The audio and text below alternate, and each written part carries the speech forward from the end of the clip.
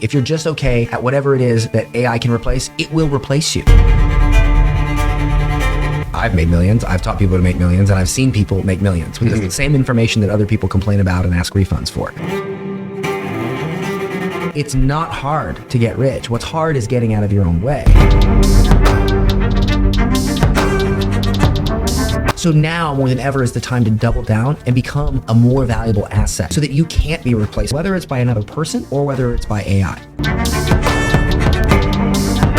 Welcome to the Bulletproof Entrepreneur Show, where our goal is to uncover the truth about business and introduce you to the people, the tools, and the strategies to make your mind, life, and money bulletproof. In this episode, I sat down with Dan Henry. Dan is the Wall Street Journal best-selling author of Digital Millionaire Secrets. He's a professional speaker, founder of multiple multi-million-dollar companies, including GetClients.com and CloseDeals.com, and is one of the most influential entrepreneurs in the world. In this episode, we discuss the high-level overview and tactical strategies that you can use to thrive in the AI economy for the next decade and beyond. If at any point, as you're watching, if this seems helpful to you, just tap that like button. It will help the YouTube algorithm show this video to more people. That said, let's dive in.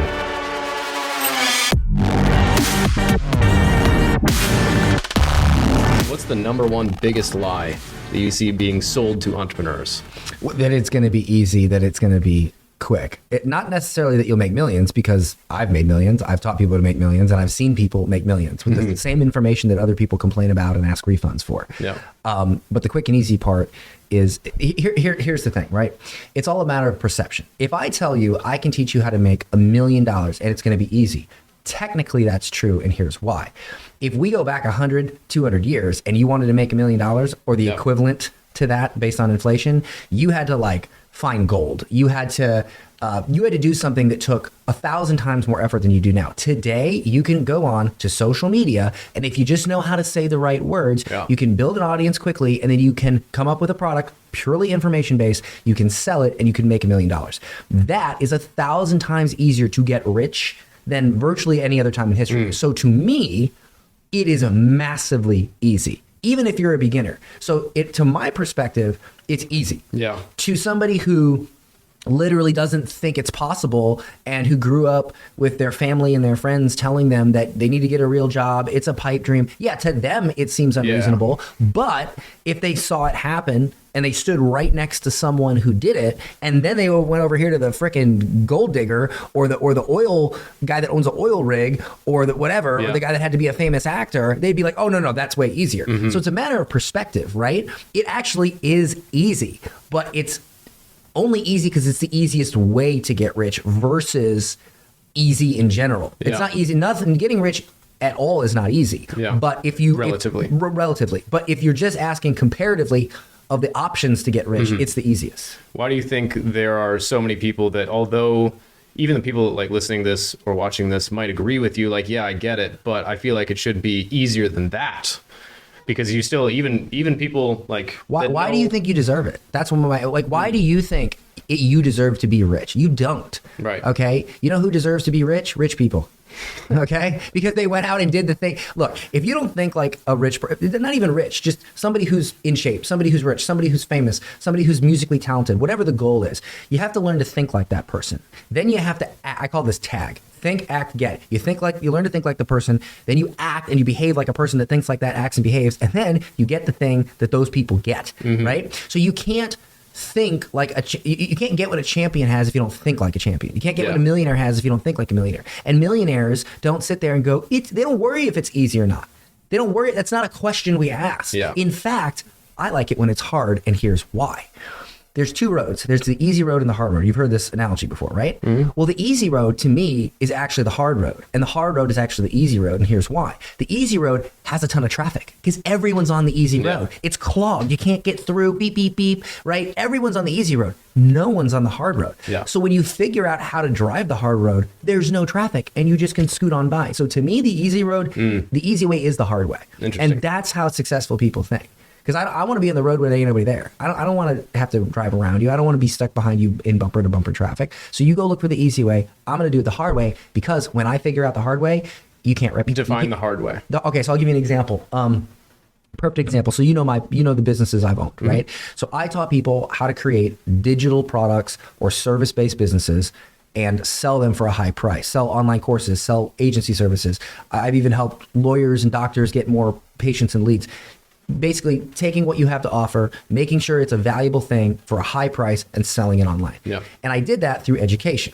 Well, anybody can throw together a course or a coaching program and say they can teach the same thing, whether they're good at it or not, whatever, right? Yeah. However, I thought about this and I was like, all right, the market's getting a little bit saturated, even though there's, the market's growing faster than the saturation. So it's not actually the market getting saturated, it's the tactics. And so, yes, I could keep innovating. When we say the market, the amount of people who want to learn how to make money with marketing and online. Like the coaching, consulting. Yeah, online. but I mean, even if you're not a coaching or consultant, maybe you have a service. Yeah. You could still scale that. Okay. But yes, coaching, consulting, online courses, online education, masterminds, this whole thing, right? Yeah. But here's the thing. I realized very quickly, I noticed something. I would take someone through education who didn't really know anything. I would get them to have a profitable business, maybe 10, 15, 20 grand a month, and they would do well. Maybe they'd scale to 50 or 100, maybe 150, maybe 200. But then they'd peak and then they'd have this dip, right? And I noticed this. And here's the reason why. The reason why companies like Salesforce, companies like Grant Cardone, why they do so well and they keep doing well is because they have enterprise level sales support. Every morning they get on a call with their salespeople and they not only train them, they not only help them, but they hold them accountable. They make sure they hit their goals. They make sure their mindset's on track. Ask yourself this. How you feel determines how you perform, right? So if you have a date night with your wife and everything's going well, but then all of a sudden you get into a car accident and that brand new Ferrari that you have gets smashed and like mud drops on you and then your grandma dies and all this stuff, you think you're going to have a good night? No. No, right? much less fun of an evening. Right. Well, sales is a lonely, isolating game, especially when you get no after no after no. So the reason why these sales teams perform at such a high level is because they have daily support. And so I thought about this and I was like, okay, you buy a coaching program, you get 8, 12, 16 weeks of coaching and then buy. And then what happens? You dip. So I started Close Deals, closedeals.com. And here's what I thought. Instead of creating another coaching program, instead of creating another course, I'm going to choose the hard road. I'm going to make something that's very difficult to replicate. So what we did was we charged a lot more, but we literally get on a call with either your sales team or you, if you do your own sales, every day. Now imagine that. How many coaching programs out there have a team that gets on with you every day? We build their system, we build their CRM, we do all this stuff every day. So that's not coaching, that's like management, right? Yeah. We also manage their sales teams for them. And what I've noticed is if you charge this much to give this much help, you get this much. But if you charge this much to give this much help, the gap that they get, like the return is higher. So even though you pay more, because we charge more than I would for a coaching program. Sure.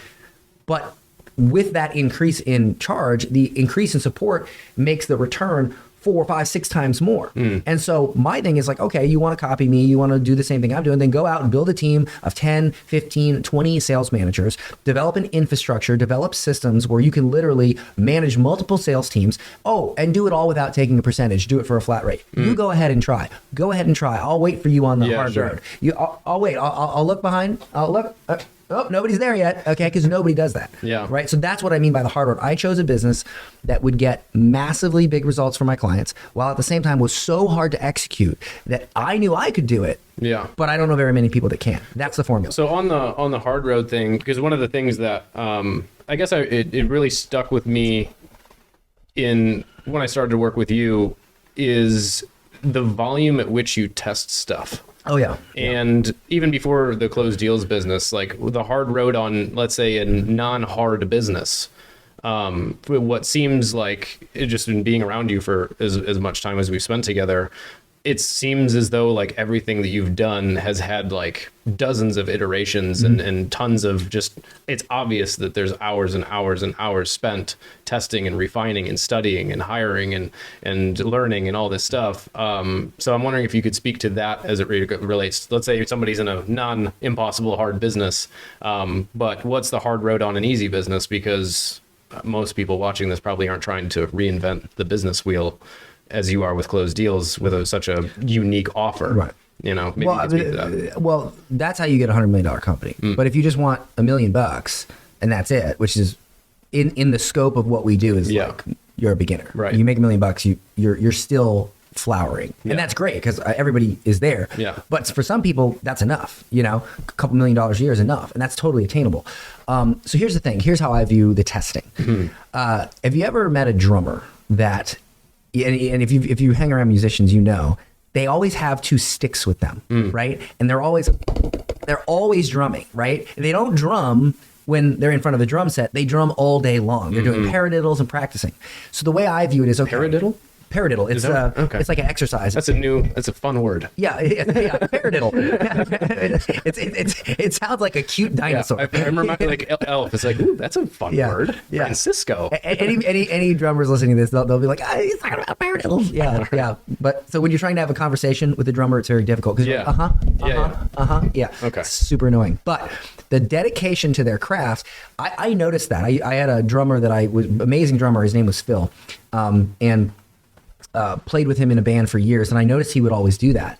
And the guy never had a drum set because he had money problems and he was broke. Great guy, but he would like never have a drum set. I had to buy a drum set and keep it there. But when he would come, you would think a man that doesn't have a drum set would be a pretty crappy drummer, but he wasn't. He was amazing because all day long he would practice. And I thought about this, and so, you know, I never told him this, but it really inspired me because when I go through life, I test all the time. If I'm at a restaurant, if I'm at a bar, I don't really go to bars much anymore, but wherever I'm at, I test, right? So we were driving home the other day in Costa Rica with my girlfriend and a friend of hers. And all of a sudden he said something and I was like, I've got an analogy.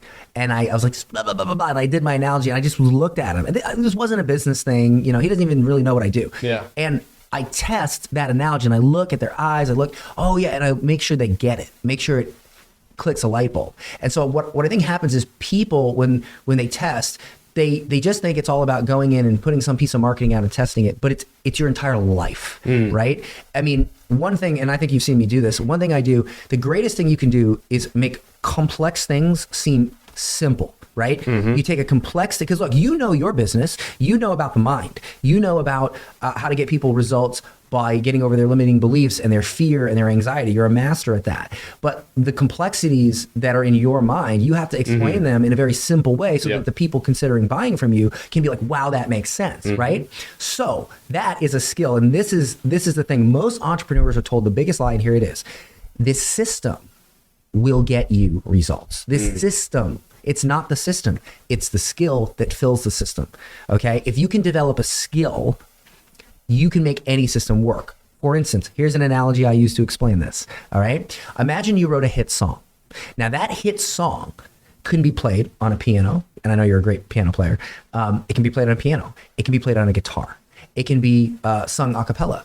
It can be played with a guitar that's acoustic. It can be played with a guitar that's distortion, which is why you'll find famous artists. They'll do, you know, unplugged shows. They'll do different versions, but it's still the same song. Yep. And the thing is most entrepreneurs, they worry about the guitar. Oh, do I use a guitar or do I use a piano? Do I use distortion or do I use an acoustic? Instead of, hey, how do I write a hit song? The same messaging that grows your business will work in any format. Work on stage, work in email marketing. It'll work on a sales videos. It'll work on the phone. But that's what you have to develop. And so here's one way I developed it, and I developed it super fast. Every day, anywhere from 1 to 3 or 4 times a day, maybe more, I will look around the room and I'll take a random object and I will pitch the object. Okay. Or I will use it as an example to pitch my offer. Most of the time, the analogy that I come up with is crap. But if I do it 3, 4, 5 times a day, one of them is gold. I get to use in my next speech or webinar or sales presentation, or I try it on a couple phone calls and then I give it to my sales team. I say this, boom, every day, the rapid, just better. Like I'll just grab, you know, like this metal wallet here. This is I forget what the name of this is, but it's a weird wallet, right? It's got my, credit cards in it, and it's made of metal, and it's got a clip. It's very different than a normal wallet. It's very functional. It's small, it's compact, it fits in my pocket, and it easily attaches. It's not like I don't have to open stuff. So I think about the product or the object, and I think, well, what makes it what it is? It's ugly. This thing is ugly, but it works. So, oh, wait a minute. It's ugly, but it works. So then I think in my head and I go, you know what's interesting about this ugly wallet? Of all the wallets I've had, this wallet works the best. And I list the reasons why. It's small, it's compact, I never lose it. I can instantly grab a card and then just slip it back in. And I don't have to worry about losing it because it has a clip. I explain all these things, but it's ugly. Yet you can see by how tarnished it is, I wear it all the time. Here's the thing. Most of the time in business, we worry about how things look. We worry about logos. We worry about how fancy our website looks. We worry about what we wear, but we don't worry about the practicality of what we're doing, whether or not it works. If it doesn't work, who cares what it looks like? And so that is why I always do XYZ, and then I can move into a pitch. You're so good at that. Okay. That's my favorite thing is to listen to you do that. I've gotten pretty good at it. Like because my clients now, like, you know, all right, let's look at your offer, and they'll be, it's garbage. No offense, clients. Hopefully better after I said something. But I've been, since working with you and hearing you do that easily 100 times, like full on through for probably the same amount of offers. Yeah. Probably 100 times I've heard you actually go through and do exactly what you just did. And that has very much totally changed the way that I think about marketing and explaining things. It's a total game changer. I think for me, it's interesting. I'm putting myself in the shoes of somebody who's like, you have the gift of gab, Dan. I don't think I have a gift. Because I don't think so. Because a lot of people think that that's a talent. That what I have is, or sales is a talent. But can I tell you a quick story to prove to you beyond a shadow of a doubt that it's actually a skill that can be learned? Okay. So when I was growing up, I was not well liked in school. I got beat up a lot, and I got invited to no part. I had no friends. So then my dad sends me to learn martial arts and jujitsu. So then what happens? I get into fights every day, right? Because I'm like, well, now I know how to break your arm. So let's go, right? So that didn't work, okay? So eventually my father pulls me out of school. Now, to be good at sales or the gift of gab or all that, you gotta have social skills, right? I mean, that's like baseline.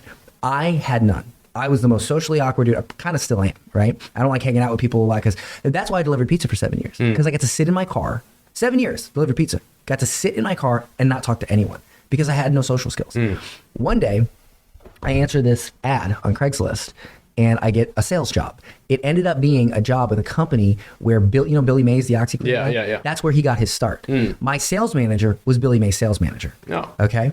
So the gig was to sell pots and pans at like Costco, Sam's Club. You do this pitch and then you sell this like overpriced set of cookware. Yeah. You know, and I was brand new. I was green. I was super young. I started selling kitchen knives. That's So you know what I'm talking about. You're a pitchman. Yeah. So that was my first real sales gig, was being a pitchman. Yeah. So we get to a Sam's Club first day. We set up, it's like 6 a.m. We set up the whole thing. I get up there and it's about my turn to do my very first presentation. And my sales manager gets on the intercom and he says, attention Sam's Club shoppers. In the next 5 minutes, we're going to be doing a cooking show on aisle 14 and you'll get a free gift if you attend. Head there now. Of course, the free gift was a potato peeler that broke after the first use, naturally. But what happened was, I get up there and I get super nervous, right? I'm thinking, like many people listening to this, I was thinking, I don't know what to say. Why would these people listen to me? Why would they buy with me? I just have no confidence because my whole life, I didn't have that. I didn't have that gift of gab. This was the defining moment in my life. The manager comes up and he says, dude, you got to pull it together, right? These people are about, like, they're waiting. And I said, I can't do this. I'm freaking out. He holds up a sheet of paper. And it was the script that he had taught me over the past 2 weeks during training. And he points to it. He says, you see this sheet of paper? You see the words on this paper? These are the words you've memorized, correct? I said, yes. And he says, we spent millions of dollars and years refining these words. If you say it, they will not only pay attention to you, they will give you money. Can you do that? And I was like, okay. So I get up there and all I did was say the words they taught me to say. That was it. And at the end, 5 people took sets of cookware, put them in their cart. I did the presentation 4 or 5 more times that day. I made $1,000 in commissions. 7 years, I struggled. I worked 40 to 50 hours a week to make barely $500 a week delivering pizza. 3 girlfriends, 3 times I came home, and there was bags packed at the door from 3 girlfriends leaving me because I wasn't going anywhere with my life. And in one day, I made $1,000 because I knew what to say and how to say it. Jim Rohn said, if you want to be successful, you got to have something good to say and you got to say it well. Yeah. And that was at that moment that I realized. Do you wish that you had the Limitless pill? Well, this 100K a month thinking system might just be the next best thing. If you're feeling frustrated and stuck in your business, you just want to operate at the level that you know that you're capable of, I'd like to invite you to click the link in the description and get instant access to my 7-figure mindset secret system, where I'm going to walk you through step by step everything that you need to start thinking like a millionaire and begin seeing shifts in your business in 24 hours or less. So go check that out and let's get back to the show. And that was at that moment that I realized that if you know how to use words above brawn, above strength, above intelligence, if you know how to use this, you can make the entire world bend to your will. You can have whatever you want in life. Agreed. Yes. And so for the next 12 years, I just dedicated myself to learning that. So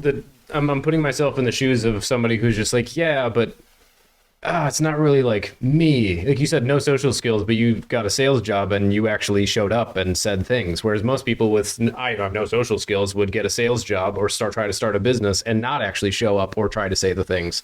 Yeah. Are they just fucked? Okay. If you buy your own plane and your intention is to fly the plane and you skip the flying lessons, what happens? You ain't gonna fly the plane. You're gonna crash. Yeah. Yeah. Or if you get in it, or they're not gonna let you. Yeah. If you decide to be a doctor and you don't go to medical school and you grab a scalpel and start cutting into something, what's going to happen? Yeah. Yeah. Okay. Same thing. If you try to defend someone in court, the thing is, most people know that in order to fly, they know they need help. They know they need coaching. They know they need lessons. Same thing with being an attorney. But there's two things that people never think they need help with: business and parenting. They think that they just automatically know how to be a good parent. They don't read any books. I'm reading a book right now called Raising Men. It's from this Navy SEAL who teaches you how to raise your son from the leadership lessons they learned in the SEALs. Great book. And the other one, Jocko or no? No, it's not. But he's great too. But this thing is, like, people always think, oh, I know how to parent. No, you don't. Where did you learn that? Yeah. Like, how do you, I'm sorry, did you just pop out of the womb and before they wipe the placenta off you, they put you through a parenting class? You don't know. You don't know anything. Oh, I watched my parents. Well, if your parents were amazing parents and you were lucky to have model parents, great. Most of us weren't that lucky. So for you, fantastic. But for most of us, we didn't have that luxury. Yeah. Same thing with entrepreneurship. Oh, I've got this business idea. Well, you still got to learn to sell it, market it, validate it. There's so many books written by billionaires. So, and that's the change that I made. I in the beginning, I didn't pay for coaching. I just read books. Yeah. I read books on marketing. I read 48 Laws of Power. That was huge. Learned some really awesome tricks there.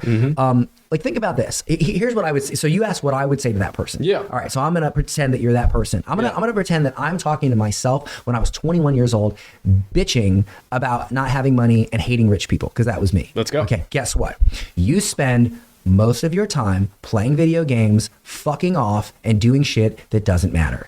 If you just read a book, you could literally read one a week every evening, and within 1 year, you would have all the skills you would need to make as much money as you ever wanted, and you could buy as many of those video game systems as you wanted, okay? But you're not doing that, and that's on you, and that's your fault. And there's nobody else's fault. No one owes you crap. I don't care where you're from. I don't care what race you are. I don't care what happened. No one owes you anything. Pick up a book and you will learn. And then when you learn, now you'll be earning, and you can start going, oh, well, you know what? Maybe I should pay. Like, I paid 50 grand multiple times for a one-on-one session with professional speaking coaches. Okay. Like, I gave Myron 50 grand and went out and made $1 million in a day selling from stage. Yeah. Now, could I do that when I started? No. But I read books. I read some books. And then I got to the point where I could invest, and I could invest, and I could invest. And every time I invested, I'd get astronomically higher returns. So it starts with taking ownership that you can learn the skills you need to learn. You want to be a better parent? Read some awesome parenting books. You want to be a better salesperson? You want to be a better person? Read some books that are critically acclaimed as being amazing. The books are out there. They're like, what, $5, $7, $10? Yeah. No excuse. No excuse to be poor in 2023. Or even 5 years ago, no excuse. I agree. Yet still, like 98% of people that are trying to start a business or have a business that's kind of floundering, or say they've been having a business, but it's not actually a real business, and they've been kind of lying to themselves for years or months or whatever. I'm curious, because I've watched you get frustrated with people before. I'm curious, what is it that frustrates you most when you're in one of those, you're talking to that person that you're like, dude, just read the fucking book. What is it that, why do you get so heated? I've calmed down a bit in the past couple of years, because I've learned a lot about human behavior, and it's allowed me to understand why people think the way they think, and allowed me to be a better communicator and coach. But overall, here's the reason. When you're a child, you don't have a lot of head trash, right? So if you tell a child to do something, they just do it and they don't think about it because they don't have the gunk in their head because they haven't been alive long enough to fill it up with junk. Yeah. See, what happens is when we grow into adults, we constantly fill our head with junk that we don't throw away. And it just sits there, right? It just sits there like, you've seen these hoarders, they have just crap laying everywhere. Yeah. And then when you try to go to the kitchen or the bathroom, you have to walk around or you get stuck. And if there's so much junk, you can't even crawl over it. And so what happens is the advice out there is so easy to implement. It's not hard to get rich. What's hard is getting out of your own way. And what frustrates me is that people who are fully capable of doing this, like, dude, if the jump rope guys, they know how to jump rope. They started a YouTube channel. They taught people how to jump rope. Hey, do you want to learn how to lose weight from jumping rope? Buy our course. Boom, $1 million. Yeah. They just did it. They didn't think about it, right? There's a guy who made $1 million selling how to use Microsoft Excel. And he didn't even know how. He learned how to do it. Like right now, if you go learn how to use any software, pick any software that's widely used, spend 30 days, focus, learn how to use that software at a high level where you learn how to use it better than anybody else, create a info product or a program that says, I'll teach you how to use this, you will make money. Guaranteed. But why, what is it that, like, if you know this stuff, why are you frustrated with other people? Why not you just get rich and be like, I don't know, that sucks for you that you can't implement. I'll tell you why do you care? Because I'm an addict, man. I like feeling I'm not a drug addict. I've never been a drug addict, but I'm addicted to the feeling of crossing the finish line. Now, when I made my first million, it felt amazing. Second million, amazing. 10 million, amazing. 20 million, 30, but at a certain point, it gets less and less. But when I take somebody who is in a position like I was at, and I show them how, and I see them, you know how many stories, like I went to a conference a few months ago. I had like 300 people walk up to me and tell me that if it wasn't for my program or my course or whatever, they wouldn't have made $1 million or they wouldn't have been able to buy a new house or whatever. Yeah. That right there. Because look, I'll be honest with you. I'm divorced. I wasn't the greatest husband. I tried my best, but I wasn't the greatest. I try to be the best father that I can be. I try to be the best son, but I know I'm not great at those things. I was never the greatest athlete. I was never the greatest musician. But what I am good at is showing somebody how to make money and showing somebody how to change their life. So if that's what I'm good at, then I want to do it for as long as possible for the rest of my life, because that's what gives me purpose, because that's the thing I'm best at. So it's my purpose to do it. So that's what I like. I like taking people that don't know how to pull money out of thin air, don't know how to sell, don't know how to market, don't know how to level up, and just show them how. And I've got very good at explaining how to do it through those exercises. Sure. But here's why. There's two reasons why I think, to answer your question, why I think people don't. Number one, they go to school. Okay. Look, I'm just going to say it right now. If your entire education is the American school system, you are programmed to be poor. And look, if you only educate your your children by sending them to school, you're doing them a massive disservice. Here's why. The General Board of Education was founded and funded by John D. Rockefeller. And he said, I'm not in the business of making a nation of thinkers. I'm in the business of making a nation of workers. The school system is designed to teach you how to make others rich, because if everybody was rich, the economy would collapse. So to create stabilization in our society, we send people to school, we teach them how to be poor, how to be mediocre, and how to make others rich. And then tiny 0.01% of those people go read a book and go, oh, crap, there's more. And they become rich. And now you have a system where you have the rich, you have the kind of rich, you have the middle class, and you have the poor. And it's all stems from the school system.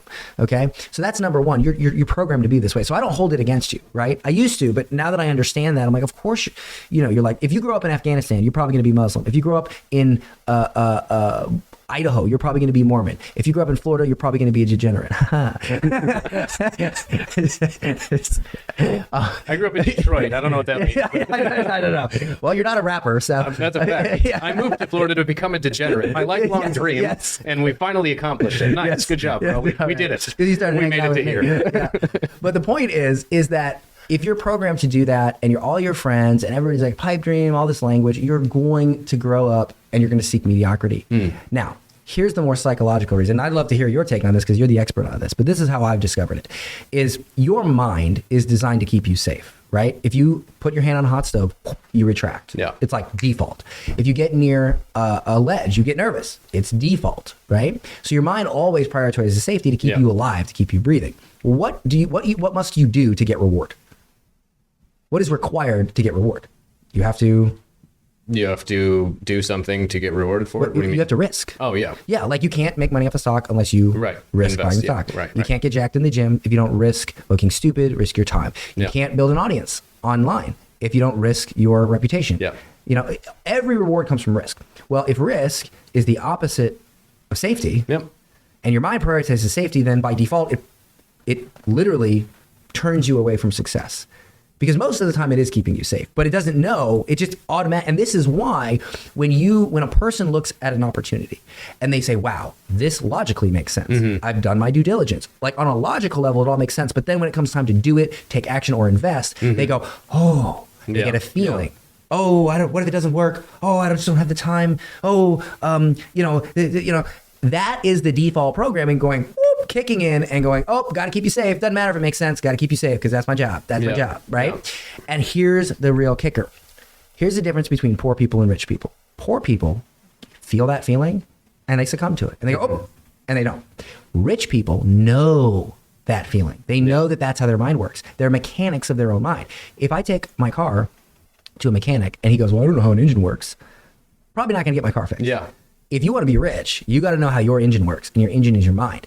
So what happens is rich people know that they're going to logically make the decision, then they're going to feel that feeling, and they're going to go, yep, and they're going to do it anyway. Yeah. Champions are not fearless. They just do it scared. Yeah. And that is the difference. And it all comes down to deserving. I hate to say this, but not everybody deserves to be rich, but everybody can deserve to be rich. So if you, like for instance, here's a saying that I think absolutely, it kills me. I know my worth. No, you don't. How do you know your worth? You know what your worth is? Exactly what you get paid. Because if you were worth more, then you could ask for more. And if you ask, you get it. And if you don't, you're clearly not worth more. But they just don't understand my worth. Well, then you don't know how to articulate your worth, which means you're not worth that. Yeah. Okay? Oh, well, I left and I stuck to my guns, but now I'm unemployed. Yeah, because you weren't worth that. So increase your skills, increase what you know, increase your output, and then your worth becomes more. And by the time you get there, you don't even need a boss. Yeah. Because when your worth gets to a certain point, it makes so much more sense to be your own boss. Yeah. Because you'll get more output. Yeah. It's one of those things where it's the reason there are no shortcuts. It's like, how do you feel deserving? At least in my mind, it's like, well, if I can tell the story, honestly tell the story of, dude, I've knocked at least 20,000 doors. I've had at least the same amount of actual like phone call sales situations. I've been in tens of thousands of actual sales conversations. Like, you can't tell me that I didn't do that, and B, that it wasn't actually something that led me to where I am. I can't have you do that tomorrow afternoon. It's going to take a fucking second. Yeah. You know, and so like that's where it's like, you speak with such confidence. How did you do that? Fucking 12 years of that. Yeah. You know what I mean? And so I think that's where people, it's just challenging. It's like, buy my 4-step blueprint to do the thing and the thing. It's just like, yeah, buy that and all the other 12-step blueprints, because they're all fucked up to some degree, you know. Just like, but the thing is if you bought that 4-step blueprint, even if it wasn't that great, but you had confidence, you took action, you did the work, you built the skills, you could actually make it work. No, 100%. Right, but see, but my point is like, if you like, I've spent, you know, I've bought a lot of shit. I've spent at least $500,000 on coaching and courses and all this shit and masterminds and this, that, and the other, and just taking bits and pieces and trial and erroring all the different bits and pieces and having my own way of doing it. And that's where at least I found is like, I'm confident in my way of doing it because it's not really anybody else's way of doing it, because I've just tested my own things that work for me in my own way, even though the same person could say the same thing in their own way, but it just won't convert like at all. And so the one that like, I think it was maybe a year and a half ago or something like that, you had launched a VSL and you're like, yeah, I tested like 12. And I'm just like, so it was 7. 7. Okay. Yeah. So it was a sales video. I said the same thing 7 times, and I split tested 7 of them. Yeah. And 5 of them were crap. Yeah. 1 was okay, and 1 crushed. And it's sort of like, you see your favorite band and they do amazing. They have an amazing show. And then a year later you see them again and the show's not so good. Same content, same song, not a very good performance. Maybe they were sick. Maybe they were just tired. It happens, right? When we put out social media content, when we put out sales content, when we try to sell, we have this belief that if we have a pitch and we pitch it and it doesn't work, the pitch sucked. But sometimes the pitch doesn't. Maybe it does suck, but sometimes it's not the pitch. Yeah. It's how you set it, right? There's a big difference between me saying, hey, we'll increase your sales we might even double them in under 30 days. Right. And me saying, most of our clients experience a 100% increase in sales in the first month. And if we get on a call, we can look at your business and tell if you could be that next success story. Very different. Yeah, very different. 100%. Right. And so, it's not just what you say, it's how you say it. But I think most people are concerned with just one, or maybe it's the other, right? Yeah. And they don't think about the conjunction. So sometimes you just got to say the same thing multiple times to where you say it really well. Yeah. Well, it's a combination of both, right? You can't say like the worst words, but say them amazingly, Yeah. But so I had this exercise I used to have people do, right? I would be like, all right, guys, you want to learn how to really have confidence when you speak? Here's how you do it. Say the opposite things with confidence. Say things that should not portray confidence with confidence. I just shit my pants. Yeah. Man, I was walking down the street and I ate this freaking burrito that I shouldn't have ate. And I started feeling really bad. And there were so many people looking at me. There were so many people with their eyes on me because, I started to really look like I had something wrong with me. And I was wearing white pants on top of it. Man, I love those white pants. And then all of a sudden, they weren't white anymore. And everyone was looking at me. And man, I felt great. Like if you can do that, and you can do that to a crowd of people. Yeah. I'm doing it right now on a freaking podcast that thousands of people are going to see. Yeah. That's how you develop confidence. I call it the Jim Carrey method, right? Take an actor who overacts, and then try to impersonate that actor. So if here is like super boring, right? Here's where you need to be convincing, and here's Jim Carrey. Yeah. Try to get here, because when it comes time to show up, you'll probably be here. But if you try to get here when you show up, you're going to be here. Yeah. You see what I'm saying? Yeah, 100%. Yeah. Speaking of the actor side of things, I have two private clients that I work on their offers and shit. And one of them, they just exited a business for $12 million, but it was just a brick and mortar type of a situation. And the online marketing space is green around everywhere. And so it's fun for me because I get to put on my Dan Henry hat, and you'd be proud, I promise you. But I'm curious, I was explaining, for example, how to tell a story, because they were like, oh yeah, we got this awesome story. And I'm just like, oh God, this is that's not an awesome story. But here's how to make somebody it says that, they say, I have this awesome thing, and it's just so. What I've learned from you, because you hired what the hell's the guy's name? The writer, Hollywood guy. Oh, Michael Haig. Fantastic, right? Yeah. Flew him out to my house, sat down with him. Yeah. I'm curious if you could maybe go through the reality, where do entrepreneurs fuck up talking about their businesses and their stories, and you have your principal story and what is the. All right. That's so good. So whenever I talk about that, if I'm like, get your money, people are like, yeah. But if I talk about that, people are like, because it's really advanced. Okay. I'm happy to cover it, but it's pretty advanced. Well, okay. I don't know. I mean, maybe just in a way, touch on it in a way. Who's watching this? I'll cover it in an advanced way and a simple way. Okay. That way. It's just so good. I just feel like I'd be doing everyone a disservice. So here's the deal. So I'll do it. First, I'll do it the complicated, advanced way that you really have to think. And about. make that quick though, just in case people decide that they want to camp. You know. And then I'll tell you the simple, easy way to do it. And you can do it by printing out a sheet of paper and holding it above your TV when you do sales calls, when you do content. So I'll cover that. So you want to stick around. All right. So first, you have to understand that you never sell your product. You sell certainty that your product is going to get your customer what they want, right? And so the highest level of selling is to do what Apple did, to do what CrossFit did, right? So Apple, they don't sell you a computer. They establish an identity. They allow you to encompass that identity, and then they sell you the thing that only that identity would want. Think different, right? Why do you think most Macs were used by designers and graphic designers? Because they didn't sell a computer, they sold a way to express yourself. Okay. CrossFit doesn't sell gym membership. They sell you on becoming a CrossFitter. And then what is the only gym that CrossFitters go to? CrossFit. So what you have to do is, instead of finding your ideal customer, you have to create them. And the way you do this is you teach them a set of principles. And those principles are things that if they believe in them, they have to buy your product. So for instance, I'll give you an example, a very simple one. If I want you to work with me at closedeals.com, where we manage your sales team or manage you and help, you have to believe that you need daily support to make more sales. Now, any salesperson knows that you need daily support, but most people don't. They think, oh no, I can just read a book. So the daily support, You have to believe that principle. So I might say, so I use a universal story, something that proves the principle is true on a universal level in life. And then I use an application story, meaning it applies to what you're doing right now, specifically for your situation. So I'll give you an example. Here would be this whole thing, this parallel, I call it parallel storytelling. Yes. Imagine you were a boxer and you wanted to win a world title, but you don't know boxing. So you go out, you learn how to box, you learn the moves, you learn everything, and you get pretty good at boxing. And then you just stop training. And a year later, you get a fight, you go and you try to fight for the world title. That doesn't happen. Boxers don't do that. They train every day. Airline pilots, they don't learn to fly and stop training. They constantly train. Okay, everybody has to keep up on, they have to maintenance their skills. And the problem is most people don't do that. The principle here is that champions train daily. Now, it's this, and then I say it's the same thing with, the same thing with your sales. And I might tell a client story. We had a client, this is a true story. We had a client, Marina. Her best month ever was $10,000. Best month ever, okay? But she didn't have daily support.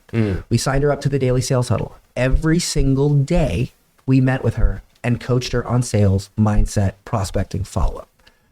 3 weeks later, she made $22,000. She didn't work the first week in January because, holidays. So in her first month with us, by getting that daily support, she more than doubled her sales. Now she's on track this month for 30. So you see how I told the universe, because if I just tell you that, you're like, oh, he's just pitching me my stuff, or his stuff. But if I, oh no, you're right.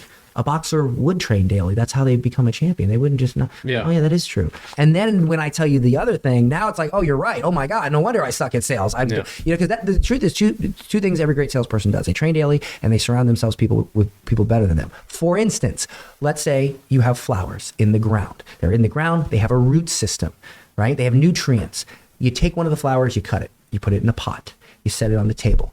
How long does that flower last? Till it dies. Like what, a couple days? Yeah, I guess. Yeah.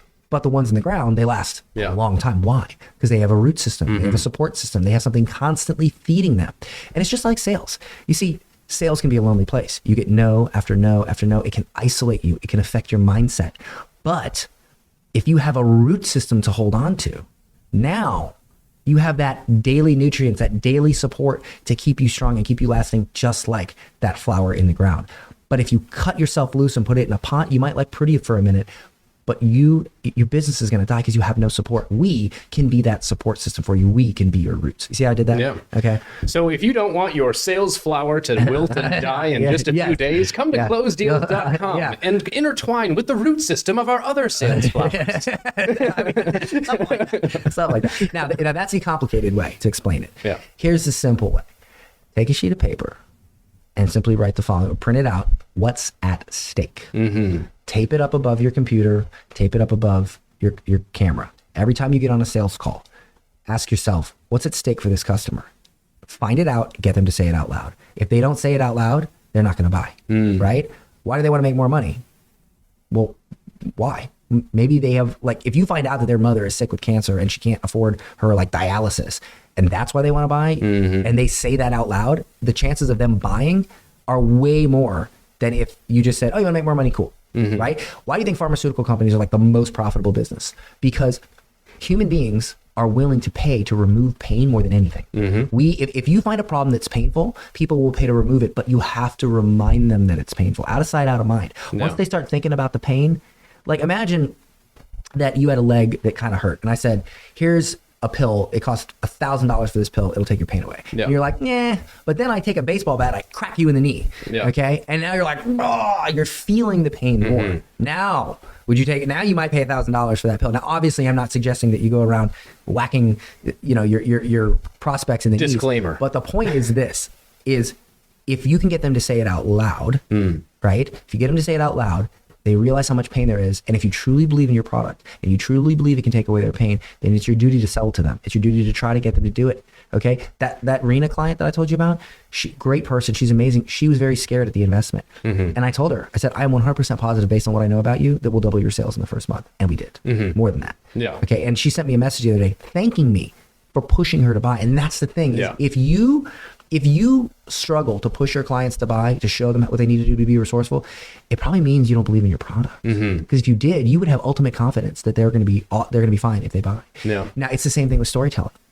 What's at stake? if I tell you a story, I need to know what is at stake for the person listening and how can I articulate that thing is at stake. So if I tell you a story about how much it sucked for me to be stuck in my 9-to-5 job, I'm not going to just be like, yeah, I delivered pizza for 7 years and it sucks. I'm going to be like, I delivered pizza for 7 years. And one day I had to walk up 15 flights of stairs because the elevator didn't work. And when I got there, I met a man named Gupta and I forgot his 2-liter. By the way, it was negative 16 degrees, negative 52 with wind chill. I had to walk all the way back down the stairs, drive back to the store, get his 2-liter, drive back, walk back up the stairs. And the man stiffed me. Fucking Gupta. And it was that, but I have to thank Gupta because it was that day that I realized that I needed to make a change. And you can make that change too. See, now it's like, fuck, man, So you can't just be like, oh, did your leg hurt? Cool. No, it's crack. Yeah. Okay? Yeah. Feel the pain. So write up what's at stake. Do it on your sales calls, do it on your storytelling, do it on your content. It's beautiful. That's I could listen to you riff on, well, I have listened to you riff on that for hundreds of hours at this point. Yeah. But it's so important. It's so important. And so I'm curious, we were talking about, I want to tie something back here because I think it's a good tie. We've got, right now it's March. It's February 3rd, 2023. Recently, in the last few months, AI has accelerated in availability of use. Yes. You're talking about rich people, kind of rich people, middle class, poor. I'm curious in what is at stake in the world of entrepreneurship right now moving forward? Great question. AI, everybody's worried if AI is going to take your job. AI is only going to take your job if you're mediocre at it.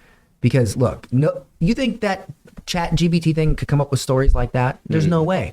Like you got to be able to dig deep, pull from your personal experience like that.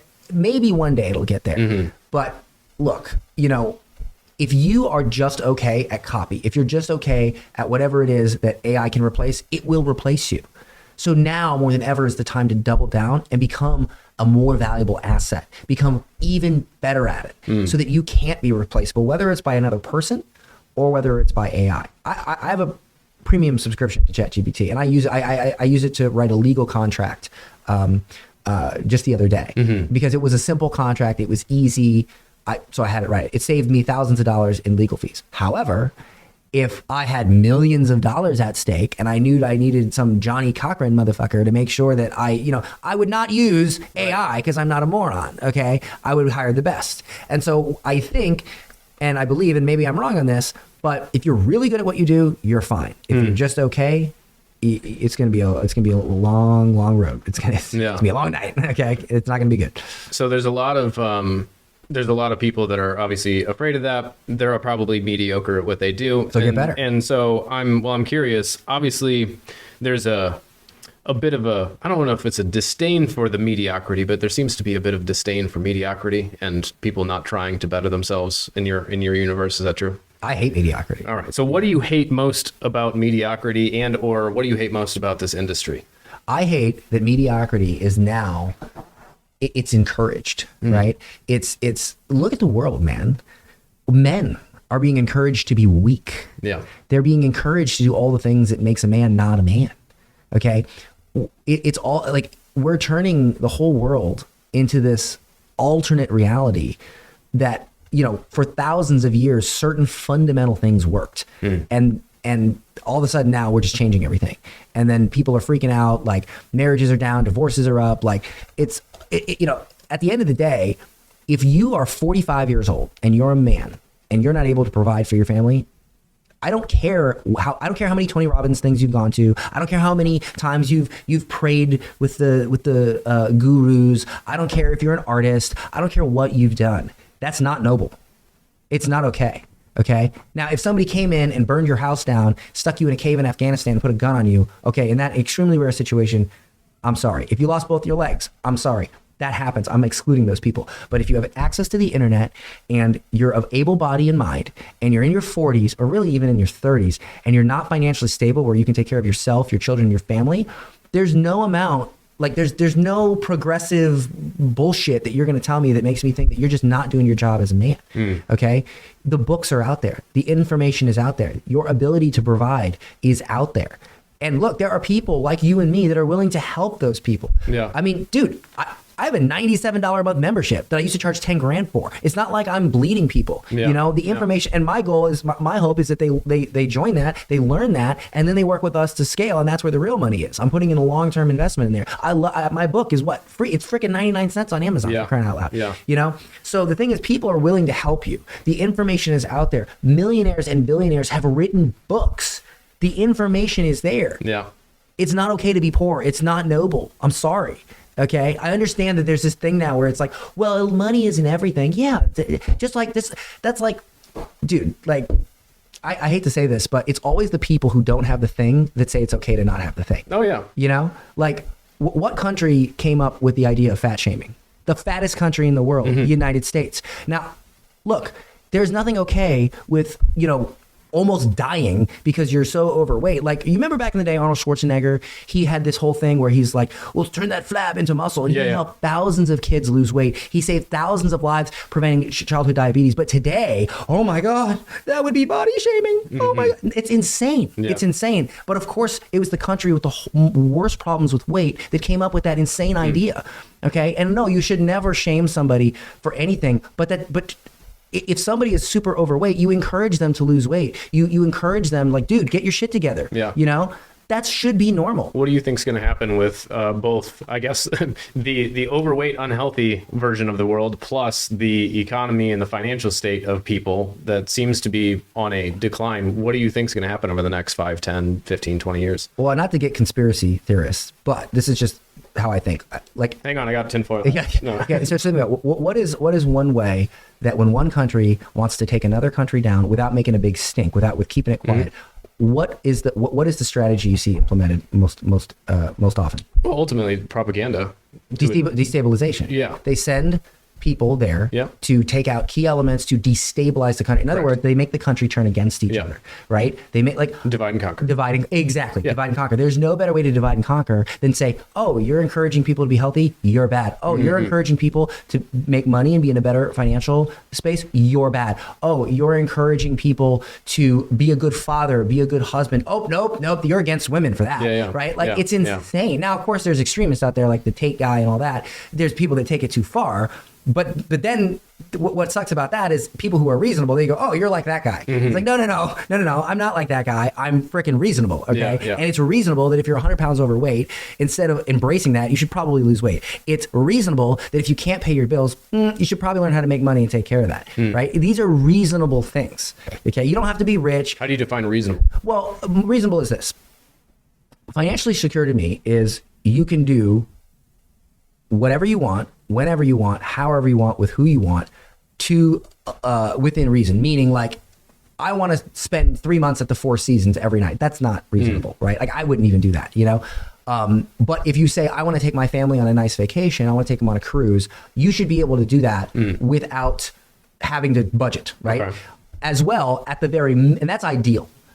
Minimum would be there's food on the table, you're taking care of your family. If they get sick, you can help them, et cetera, et cetera, et cetera. That's minimum, okay? And if you're not there, it's okay to have somebody go, dude, like imagine for a moment that I was, you were older and I was younger and you had a daughter and I wanted to marry your daughter and I'm broke and I have no ability to provide for her. What would you think? That's a no-go for me. Oh no, but you're financially shaming me or some bullshit. That's a fact. Right? Yeah, exactly. Okay, but it's reasonable. It's your daughter. You want the man that marries her to be able to provide, right?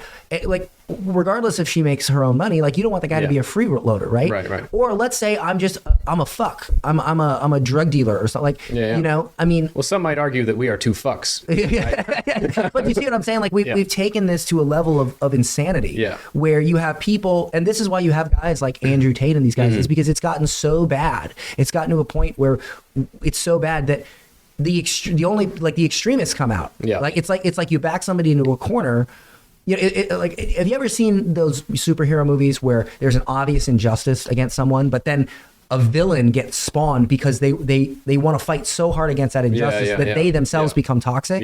That's a very classic movie format. Well, that's what's happening. There is an injustice against like all kinds of people today that you wouldn't think. Men, people who have traditional values, people who want to make money, people who want to make healthy. There was a woman who had triplets, and then like 3 months later she was super ripped, and they're like, this is unrealistic. No, it's not, because there she is standing right there, asshole. She's right there. Okay, it's not unrealistic because she's there. There she is, physical person, human being, reality, real. It's real, asshole. Okay, so that's the thing is, because we are being so unreasonable with certain things, it's spawning these villains that are just taking it too far. And maybe 75%, 60% of what they say is reasonable. Then they say it's crazy stuff, and then all of a sudden the reasonable people get lumped in. And it's just. So what about the people who are crossing their fingers, holding out for a universal basic income and all that stuff? I mean, let's say that happens. What do you do?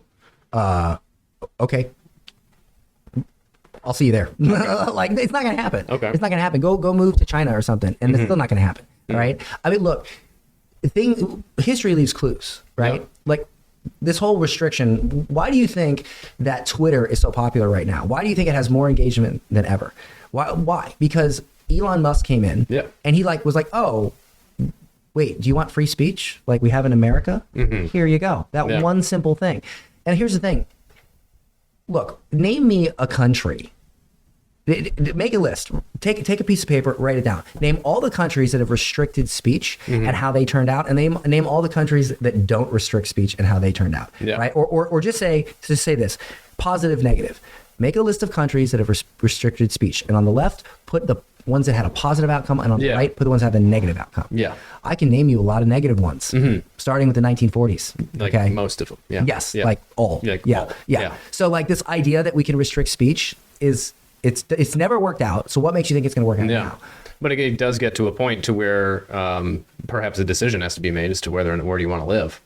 Right. Why do you think I got 2 houses in Costa Rica? I know it. I what's the deal? Pre-launch, baby. What's the deal in Costa Rica with government and all that stuff? Dude, they leave you alone. It's chill, man. First of all, nobody argues over the socio-political bullshit that we argue over here because they're too busy like trying to eat.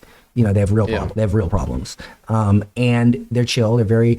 They're not entrepreneurial people for the most part. They're not capitalists. So it's a very different culture. They're okay being more on the poor side. Of course they want more money, but I'll give you an example. In America, if I say to my housekeeper, if I say, hey, it's Sunday, the house is a mess, I'll pay you double to come clean it. She'll come and clean it. In Costa Rica, if there's a soccer game on, or if it's a family day, like a Sunday, and I say, I'll pay you triple, quadruple if you come, they won't do it. Okay, so just a different value system. It's a different value system. And look, as much as I am about capitalism and as much as I am about making money, I really do appreciate that about them because, why do we make money? We make money so that we can enjoy life. And if all you're doing is making money, I mean, if you're single, you got no family, and you enjoy making money, and fine, go. But I have a son. He's right outside there. And for me, moving to Costa Rica has showed me that, like, you can tell someone that they should value this or that, but until they see it with their own eyes, it's hard to sink in. Same thing with making money. Until you see somebody, until you taste the money, so you get that first sale, you're like, you think it's real, but then when you get that first sale, you're like, oh, this is real. 100%. And it's the same thing moving to Costa Rica. It allowed me to, just that fact, like I've not looked at my phone. I've said no. I've done things where I say 30 days, I'm not taking any calls. I'm not doing any calls. I'm not doing any meetings. And it's allowed me to chill out and spend more time with my son, be a better father. Because we get wrapped up in our businesses, and it is about a balance. It's less of a balance when you're building, but when you have it on lock, you got to implement the balance. The problem is that there's 2 problems. Number one, most people think there always needs to be a balance, and it's not. In the beginning, the balance is going to be swayed. You're going to have to spend most of your time on your business. Define beginning time period. Like, how long is beginning when you say beginning? It just depends. It could be the first year, it could be the first 3 months. Like, for instance, the first 3 months at Closed Deals, I was grinding my butt off. But now, so you already know what you're doing. So the person who's like, So I'm just trying to, again, go back to expectation setting for people of, like, in the beginning, it's just like, for me, the beginning was the first 9 fucking years of doing nothing correctly at all. And then I had another beginning where I kind of started doing a couple things correctly-ish. And there's been new beginnings and new beginnings. So I think people are just like, in the beginning, the first few weeks, or I don't know what it is that they're, okay, great question. Here's how I would answer it. The beginning can be a few months, or it can be a few years, or it can be forever. And the way you shorten it is based on the quality of questions you ask, who you ask, and the access to the people you ask. So for instance, let's say you're a cheap fucker and you just don't want to pay any money. You'll pay for everything else in life, but you won't pay for advice from somebody rich. Fine. Start a podcast, interview rich people, and get free advice. There you go. Okay. Or you learn to make money and you invest to talk to those people. If all you do is hang around people who are mediocre, who have 9-to-5 jobs, you're never going to level up. Yeah. You're never going to level up. And today we live in a world where you can get access to people. You can read books, you can pay them for masterminds or coaching. Yeah. You could try to get it for free by doing interviews. And so again, it's the quality of your questions, who you ask those questions to, and the level of access you allow yourself or you get to those people. Okay. So what makes a quality question? A quality question is, all right, that's a great question. That's a quality question. All right. Hey. So let's say we're on a coaching call, right? And this goes out to anybody who's ever taken any coaching. I'm going to show you right now how to get more value out of it. First thing you do is no one cares about your backstory. It's irrelevant. Well, here's what happened. Nope, don't care. Start with my question is. Every question starts with my question is. And the question should be able to be asked in under 15 seconds. If you can't start it with my question is, and it doesn't take under 15 seconds, then your question is so convoluted that you don't understand it. It's not a good question and doesn't matter what the answer is. Even if it's from a smart person, you're not going to get it. Under 15 seconds, my question is, okay? That is, and no backstory. So how do you, if let's say a person takes that and go, okay, I don't understand, clearly based on the dumbass shit that was about to come out of my mouth, I clearly don't understand how to ask a question, but I also don't understand how to go back to the drawing board and formulate a question. Like how do I go from there? Listen to the questions asked by people who are good at asking questions. One of the greatest questions you can ask is, what question should I be asking? If all else fails and you don't know what question to ask, simply say, what question should I be asking? Yeah. Or if you want to expand a little bit, you could say, like, for instance, if somebody came on a call with me and they said, here's what I sell, here's who I sell it to, here's the problem I solve, here's my sales for the past month, and here's how I sell it, right? I sell a weight loss product. It's an online course. I sell it to women who recently had a baby. I sell it through Facebook ads to a webinar, or I sell it from speaking on stage. I've made $30,000 in the last month. What question should I be asking? If you do that, you will get a far better answer than whatever your cockamamie brain was going to come up with. Okay? Because what did you do? You just gave me the exact parameters, and you said, and then now it's on me. Yeah. Now it's on me to formulate your question based on the data. But notice how quickly I said that. Well, I'm a mom, and I've got 3 kids, and my mom growing up, she just didn't know how to eat healthy, and I really care about women. Yeah, great, you and everybody else. Yeah. Okay, you and everybody else. Everybody cares about women. Everybody cares about men, children, dogs. You're a human being. There's 7 billion of us. Great. I don't care. What do you sell? Who do you sell it to? And what's preventing you from selling it more? What are your numbers? That's it. Okay. Right. And that's the thing is, you'll get on a call with a coach.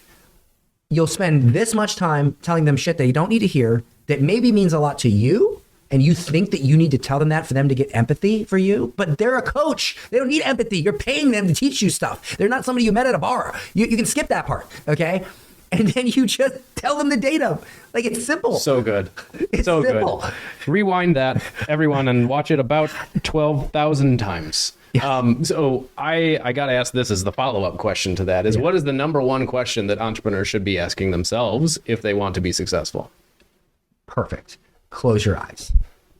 Imagine a version of you a year, 2 years, 3 years, 4 years, 5 years from now, whatever, that is ultra successful, right? That is just absolutely crushing it. And then ask yourself, what are the decisions that person's making? What are the habits they're making or they're doing? How are they living their lives? Where are they putting their money? Now, most people, you might think, well, how would I know that? Well, if you don't, you can just look at somebody who's successful and look at how they behave. But the truth is, most people do know it. You do know what you need to do. You're just not doing it. And so if you imagine what that successful person looks like and what they do and what they behave and how they think, then ask yourself, are you thinking like that? Are you behaving like that? Are you doing what that person would do? The answer is no. Well, that's why you don't have what that person has. That's the question you should be asking yourself. Ultimately, are you doing what you already know you should be doing? Powerful question. I got to know your answer to this one. It's slightly unrelated, but in this industry that we're in, the online coaching, consulting, service providing, agency owning industry, what's something for you that feels illegal but isn't? Feels illegal but isn't. Well, I guess I could say, that's a good question. It feels illegal but isn't. Okay, perfect. I don't care about this. I deal with it. But here's the thing that I can think of when you ask this is, because this has happened to me a million times. I teach you how to create a winning digital product. You sell how to train dogs. That's what you want to do. Okay. So you buy my program. I show you how to create a digital product that shows people how to train their dog. You make 10 grand. 2 weeks later, you have a new product. You know what that product is? How to make money with a digital product. How to make money with a course. Yeah. That is what feels illegal. Not just money, but 10K a month. It's about 10K a month because you made it once. Okay. Yeah. Here's the deal. When I sold how to run ads for local businesses, my first successful offer, I had owned a bar and restaurant for 14 months that I took from nothing to $1 million business. I sold it for multiple, like $350,000 profit in 14 months in the state of Florida where 95% of bars fail. Okay. Which to me meant that 95% of my competition sucks. So I'm good to go. Hey. That's how I viewed it. Points. But then I went out and I found other bars and restaurants, real estate agents, other people, and I promoted and ran ads on social media for them and got them results. Then I created a program that taught people how to run ads for local business. I made $10 million with that program. And then I created a program on how to sell digital products. Okay. And the thing is that most people think, because I don't want to confuse people, you can teach something, but here's the mistake most people make. Instead of going deep and teaching one thing that you really know how to do well, they try to teach the whole thing. Yeah. Okay. So let's say you really know how to increase, let's say you've made some money from selling online courses and you want to create an offer around that, but you haven't made a lot of money. You're not really that good at marketing. You're not really that good at sales, but you're really good at like this specific onboarding process for the client that gets them, lowers refund rates, gets them more massive. Like maybe it's just some little sweet sauce you have. Yeah. You create a digital product around that. You don't try to, I'm going to teach you how to create online courses. Eventually you do well with that, you can. But most people jump the gun and they don't realize there's millions of dollars to be made in that little nut or bolt. But they try to sell the whole machine. And then, of course, they don't know what they're doing. And so, you know how many people have bought my... Dude. Yeah. No, okay. I've watched it. Yeah. You've seen it. Okay. Yeah. Hey, Dan, here's 10 grand. Here's 50 grand, whatever. They buy my program and they say, man, Dan, my webinar's not converting, my sales content's not converting, we're not closing deals, our ads aren't converting, we're really struggling to get any clients this month, man, we really need your help. I'm like, cool, what do you sell? Oh, I teach coaches how to get clients. Dude, no less than 50 people I can name you, which I won't name out of respect for them, have paid over $10,000 for my help. Yeah. And have said those exact verbatim words. What would you like to say to those people? Stop being a fucking asshole. You don't know what you're doing. Pick something that you know how to do and teach that. You fuck. Okay? Like, dude, seriously, what would you really like to because it's bullshit. You're taking people's money and you don't know what the fuck you're doing, and it's fucking wrong. Yeah. Okay? Well, Dan, why should you get all the money? Dude, because I know what I'm doing. Okay? You don't. Period. Yeah. The greatest salesperson is someone that believes in their product so much that, I'll give you an example. I had a salesperson once who was not the greatest, what you would consider a traditional salesperson, but she used to be my assistant. And she watched all the students that I had get massive results for like 3 years. Yeah. Then she ended up talking to people in email, and she had so much conviction around the product that she would end up bringing me deals, and she didn't even know how to sell. And I'd be like, let me put you on the phones. Let me see what's up. So I put her on the phones and she ended up crushing it. I wanted to see how she would do with no sales training. Yeah. She gets on there with hardly no sales training, crushes it. I give her sales training, crushes it even more, crushing it more than any other person on the team that had sales training, that were like salespeople. Why? Because she had the most conviction that that product would solve that customer's problem. Yeah. The reason why you are not selling more is because you don't have the conviction in your product, because your product sucks. Yeah. Because you don't know what it is. You don't know what you're doing. Now, I'm not trying to discourage people from not selling their stuff. I'm saying take what you're selling and drill it down. Yeah. There's got to be something that you're good at doing, that you yourself are good at doing, that, you know, hey, like this one nutter bolt you could sell. Yeah. Or, okay, you made 10 grand from selling online course. Affiliate that. Yeah. Okay, so take those skills and affiliate it, right? Sell somebody else's product that knows what they're doing and take a cut. And then you don't even have to deal with all the infrastructure that you don't know how to do anyway because you're a noob and you made 10 grand and you don't know shit, okay? Yeah. Like, that's the honest truth. And that's the thing, is we need more people who are willing to put just as much dedication into making a quality product as learning how to make money and selling it, okay? If your product sucks, like I used to tell people, if your product sucks, I don't want to help you. I need you to be dedicated to making sure that product wins. And honestly, that's why I stopped coaching. Tell me about the effort that is required to make a product really good. It's simple, okay? You make a mediocre product, because you can't make a good product without making a mediocre one. You make a mediocre. If you're a new surgeon, you just got out of medical school, you perform your first brain surgery, do you think that it's going to go just as smoothly and you're going to get paid as much as your 100th, your 500th, your 1000th when you're now a veteran surgeon? You have to start somewhere. Here's the problem. Most people, they'll start with a product, it'll be okay, and then they just stop. And then they're like, I need to learn how to sell more of it. No, bro. You need to learn how to refine it. So what we used to do, and this is a little technique, is if I sold you a product, we would constantly pay attention to the community. We'd constantly do surveys, and we'd figure out, where are you not getting it? Where are you not winning? Where are you getting stuck? Essentially, where's the friction? We then go and and here's the goal. Find the friction, revamp the product until that friction is gone. Find the next friction, revamp the product until that friction is gone. Yeah. We got my Digital Millionaire coaching program to such a level where it was so refined that what we would do is, when they came on a coaching call, we'd have them fill out a form that said, do you have any of these questions? If so, here's the lesson. If that doesn't solve your problem, come on the call. Yeah. We went from having like 50 questions on a call down to like 7 per call. Like, it was like a ghost. It was like yeah. We've implemented something very similar. Yeah, and your calls become a ghost town. It's fantastic. Yeah. Yeah. The truth, here's the cold hard truth. Most of the people that made the most money from my stuff and probably other stuff, they never came on a coaching call. They just did the fucking work. Yeah. You know? Yeah. Like, I never saw them because they're like, nope, I got it. Yeah. You know, and 100%. It wasn't that they were smarter than other people. It was that they thought less. Yeah. They didn't fill their head. Yeah. They just did it. Yeah. You know? You mentioned the survey thing. My answer to the what feels illegal but isn't is you ask people, like, what would you like to buy? Oh, I see where you're. Okay, yeah, that's true. So it's because in school, right, you're not allowed to copy from your neighbor. You're not allowed to get the answer key to the test. The beauty in business is you get to survey your marketplace and go, what are your biggest problems? And they say, my biggest problem is A. And if everybody, like, the majority of people say, my problem is A, then guess what you do? Do you have a problem A? Here's the solution to problem A. Buy it. They go, here's my money. Yeah. That feels illegal, but it's not. And nobody does it. It's like, can you review my offer? What do you think? I'm like, I don't fucking know. Ask your market. Oh. Yeah. So here's the other thing. You mentioned hard road, easy road. That is the easy road. Is asking but that's that one easy road that nobody's on because they don't even know it's there. It's like a side road. I know. Right? It's the illegal side road hiding in plain sight. But there's another road. And I learned this from Steve Jobs. You ever read The Innovation Secrets of Steve Jobs by Carmine? Well, I don't remember his name. So you have to spell that for me. Yeah.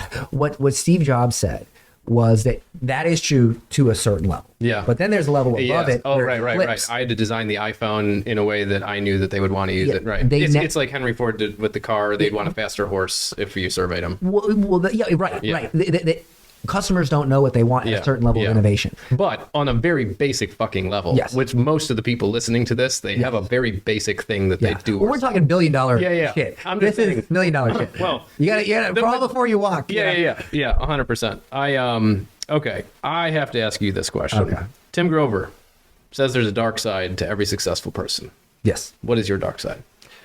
Ooh, what is my dark side? I would say that my dark side is, and this is something I'm trying to correct, that I've leaned so heavily into getting good at one aspect of Dan that it can leave the other aspects wanting. So for instance, sometimes, I mean, look, to deliver pizza for 7 years, have no formal business education, and then rapidly go to $30 million in like less than 5 years is kind of fast. Yeah. Right? It's not as fast as I see some of these guys coming out now making $100 million companies but all in all, pretty fast. Yeah, you did all right, Dan. Yeah, I did okay. Yeah. And so, and not even just the ability level, right? Like to go from being socially awkward and not being able to even speak properly to making $1 million in a day from stage with just this. Yeah. And I'm talking about words. Yeah. Yeah. Yeah. Thanks for clarifying. Hell of a stage. Different phase of life. That is, to be able to do that so rapidly, it's sort of like you're driving down the road and you're going so fast that maybe you knock a couple things over, or maybe some things fly out of your car, or maybe some small damage is done along the way. And if you weren't going so fast, you could slow down, put the car in park, get out, pick the thing up, fix it, get back in your car and go. Yeah. But because you're going so fast, you don't even notice it. And then you get to the finish line and then you look back at all this like carnage. Yeah. And you go, crap, I really want to turn around and go back and fix it. And then you turn around and you try to go back and fix it. But what you realize is that it takes longer to drive all the way back and start fixing things than if you just slowed down and fixed it as you were going. And there's definitely regrets that I have in my life for going so fast that I didn't even notice. What's the biggest one? The biggest one was when I was married to my ex-wife. I was young. I was in my, still in my 20s. And I was so focused and dedicated to providing and to making sure that my future son, who's out there right now, was taken care of. My family was taken care of. My father, he grew up rich, and my grandfather got throat cancer, spent all his money on his medical bills, because if he would have let his company that he was a partner in know that he had throat cancer, they would have let him go. Oh, wow. So by the time my dad left the home, he was poor. He had no money. And so I always told my dad when I was a kid, like, I'm going to get rich and I'm going to take care of you. And my mom, and so I was so focused on that I definitely, there was times when I could have been spending more time with my wife. I could have been, hey, 6 o'clock, shut it off. Yeah. And 6 turns into 6:15, turned into 6:30, turned into 7. And, she got sick of that. And we, ended up amicably divorcing. I mean, what divorce is amicable? But, we mediated, and you don't have scratches on your face and gunshot wounds, so more amicable than some. No, she's from Turkey. That's Florida girls. No, well, if you're from Florida, you realize how accurate that joke is. But so here's my biggest regret, and I'm gonna really sum it up. The same tactics, techniques, skill set that I learned to be able to sell and market, later in life I learned can be used to mitigate conflict, to speak to people that you have a relationship with. Same skills, right? And I did not realize it at the time that I could have literally took what I was learning and what I was dedicating myself to and apply it to my marriage, and I guarantee you I would have saved my marriage. And I was only thinking about applying it to one aspect, and too little too late. And we're good friends now. We talk all the time, we co-parent, but well, during those times, I mean, you mentioned it was a regret, but you were also in the building years, right? So it's like you said, there kind of has to be an imbalance. So, I mean, what would you have done differently? How would you have balanced it differently? And would you still have had the same amount of success had you shut it down and taken less time and whatnot? Well, I'll be honest with you, and maybe I'm wrong on this, but I don't think it was necessarily that I worked too much. I think it was that I didn't acknowledge. Like, I could have came down, like, let's say I had to work late, right? I could have came down for 10 minutes, kissed her on the forehead, sat with her, told her how much I appreciated her, told her how much I missed, explained why I had to work.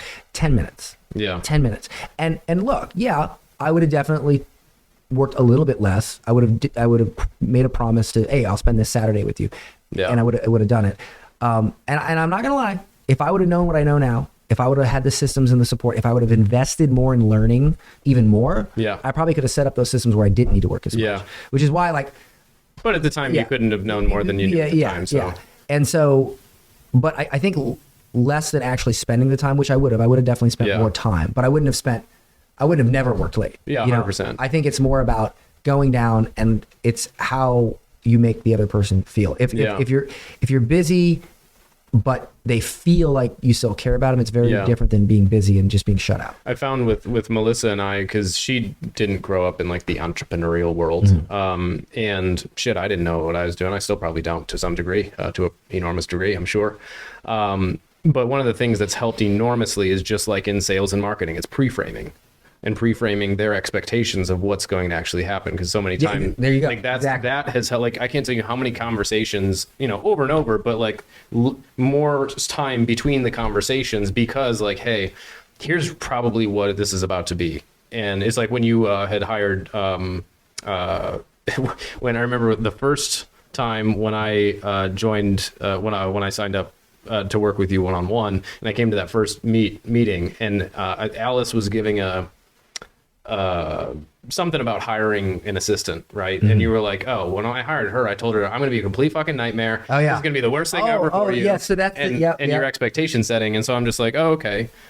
That's the devil wears Prada method. It's great. It's fucking amazing. Yeah. Like you can pre-frame like so we have like no churn on our team. Like everybody on my team has been here for at least a year and a half, 2 years. And the company, my existing company, is only a little over 2 years old. So like most everybody's been here the whole damn time. And it's because of the pre-frame of what this experience is about to be, how long it's going to take to get to a certain destination, and all of the things along the way, rather than it's going to be fast and easy and overnight and amazing, So do you want me to quickly cover that method? Yeah. So when you hire somebody, let's just say it's an assistant, here's what I do. And I have very high employee retention. Yeah. Here's a very docile boss that is just like, oh, I'm so sweet all the time, right? Otherwise known as a poor one.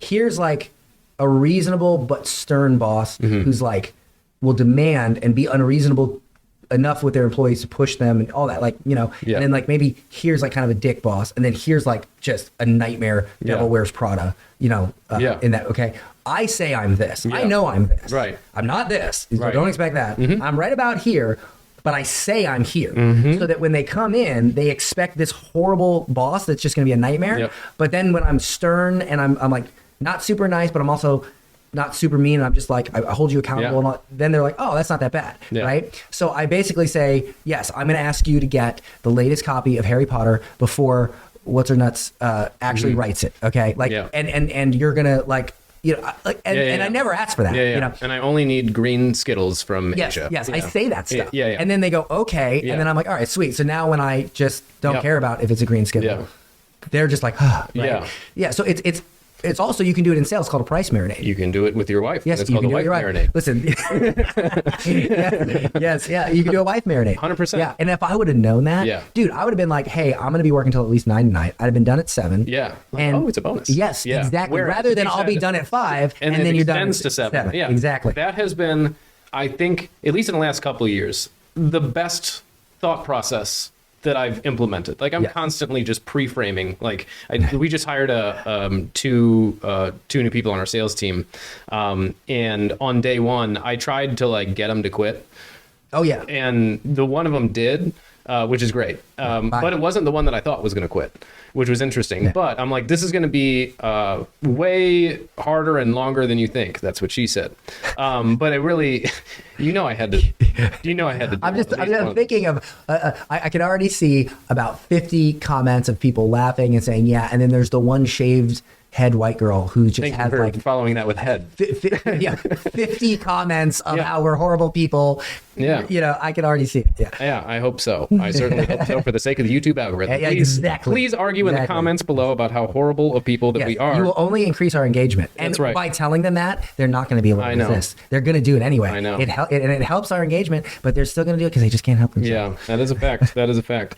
Well, speaking of questions, what is a question that I should have asked during this very fruitful time together that I shouldn't have asked, or that I should have asked that I didn't ask? I would say this.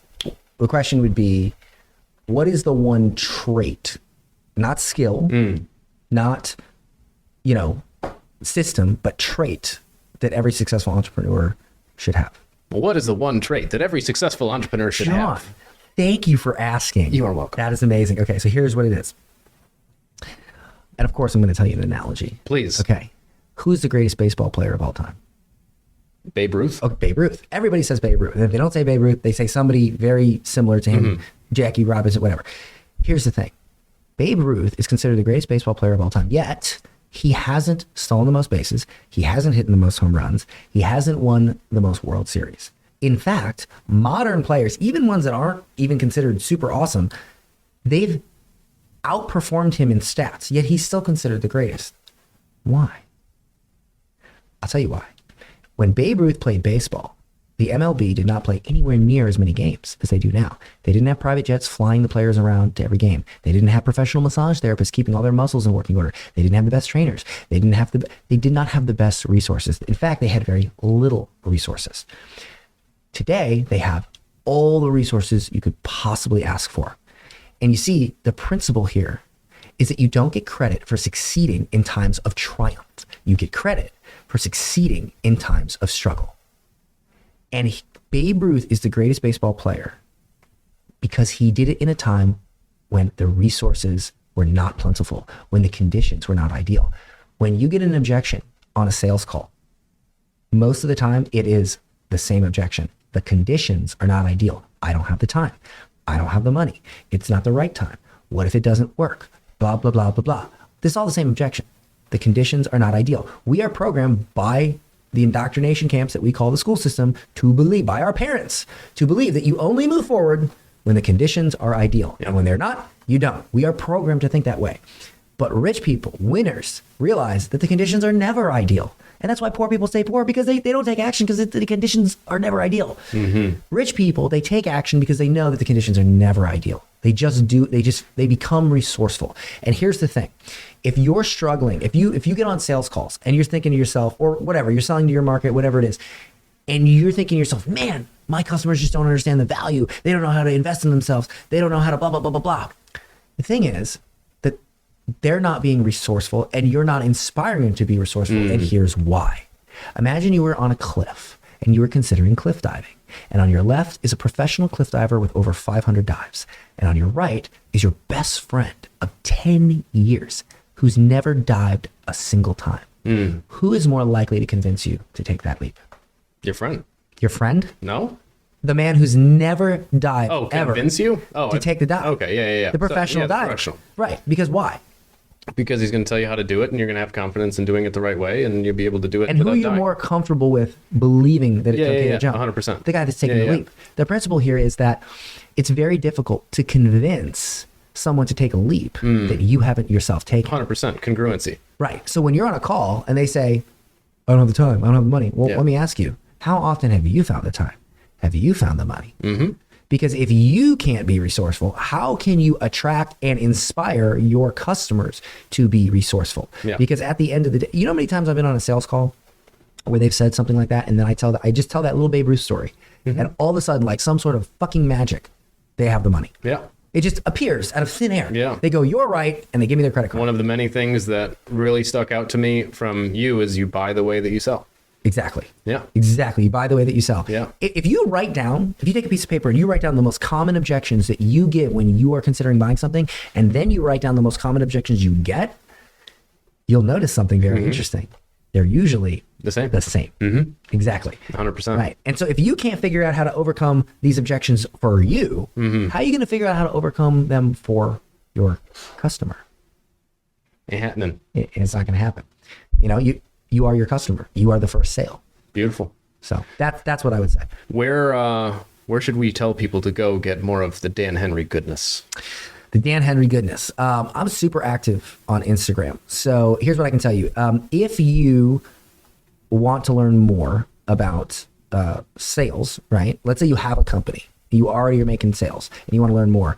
If you DM me the word objections on Instagram, at Dan Henry on Instagram. We'll put all this below in the description too. At Dan Henry. If you DM me the word objections, I'll automatically send you a 4-minute audio lesson for the best way to overcome objections.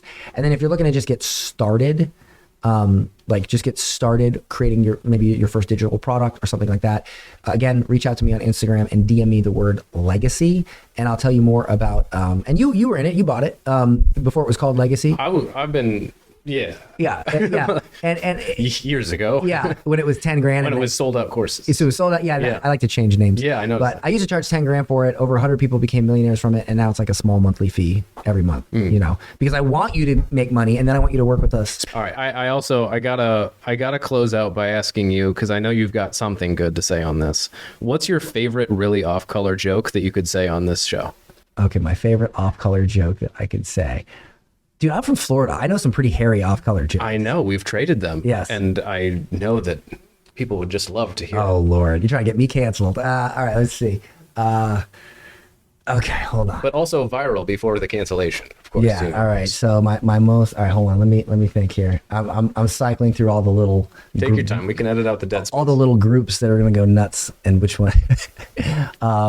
We could go with a simple blonde joke. Excellent. You want to go with a blonde joke? That's just fine. My wife is blonde. She'll appreciate Okay, it immensely. fantastic. So there's three fine ladies sitting in the gynecologist's office. A blonde, a brunette, and a redhead. So the brunette goes, I'm going to have a boy because I'm going to have a girl because I was on top. And the redhead says, well, I'm going to have a boy because I was on bottom. The blonde all of a sudden starts crying hysterically. And they go, sweetie, what's wrong? And she goes, I'm going to have a puppy. Ladies and gentlemen, the man, the myth, the legend, Dan Henry. It's been great. That was the Thank you lightest so one much. I could think of. Hey, I hope you enjoyed the show. Thanks for making it to the end, and I hope you got something out of it. The good news is I've got another one that you're going to like, and the link is right here. All you have to do is click it, and it'll start playing. So go ahead, click that now, and I'll see you in the next one.